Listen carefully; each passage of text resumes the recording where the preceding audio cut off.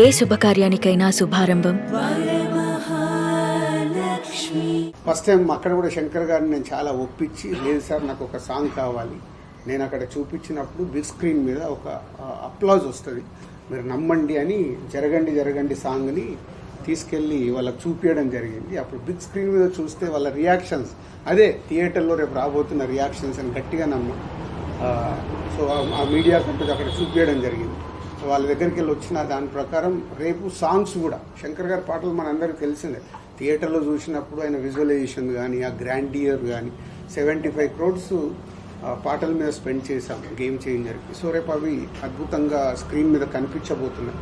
So 2 hours 42 minutes 43 minutes డ్యూరేషన్లో సినిమాని, శంకర్ గారి first cinema అంటే ఇంత 3 గంటలు 10 నిమిషాలు ఉంటాయి ఆయన సినిమాలు, ఆయన చెప్పే కథ ప్రకారం.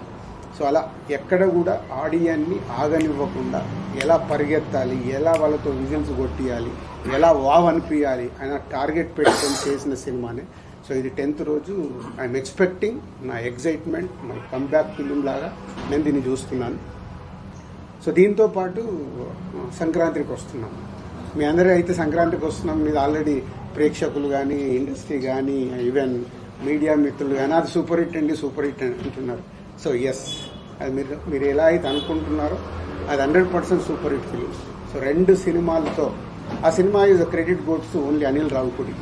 ఆ కథ చెప్పినప్పటి నుంచి ఆయననే అన్ని రకాలుగా మీరేసుకొని, లేదు ఈ సినిమా రాజుగారికి, ఇప్పుడు నేను అన్నాను కదా, అంటే అనిల్తో నాకు జరిగిన సంబంధం ఎందుకు అనిల్ రిజల్ట్ దగ్గర ఏదో కారణం వాళ్ళ పోతున్నాను, అది పోకూడదు అంటే ఆయన కూడా దాన్ని ఓన్ చేసుకొని, లేదు సార్ ఈ సినిమా మళ్ళీ F2 లాగా మన బ్యానర్లో ఇది సూపర్ డూపర్ హిట్ కొట్టాల్సిందని కథ చెప్పినప్పటి నుంచి అదే సంకల్పంతో చేసి మొన్నే చూపించాడు నాకు సినిమా.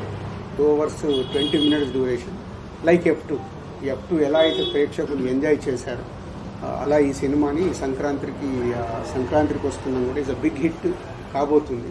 సో 2 సినిమాలతో కంబ్యాక్లో వస్తున్నాను ఎనర్జీతో ఉన్నాను. ఇంకా వారం రోజుల్లో నేను అనుకున్నట్టు ఆ రిజల్ట్స్ వస్తాయి.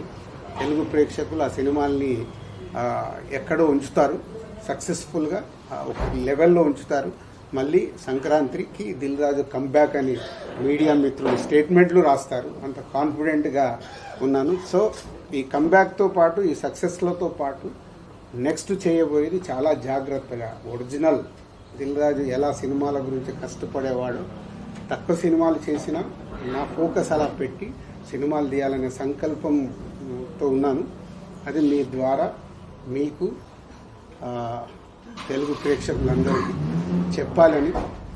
అంటే గేమ్ చేంజర్ ఈవెంట్ రోజు నాకు ఎక్కువ మాట్లాడటానికి కూడా ఆ రోజు సమయం లేకపోవడం వల్ల అక్కడ ఉన్న క్రౌడ్, అప్పటికే పోలీసు వాళ్ళు బ్యారికేడ్స్ అన్ని ఇరిగిపోతున్నాయి సార్, కష్టమైపోద్ది అంటే హరియప్ చేశారు.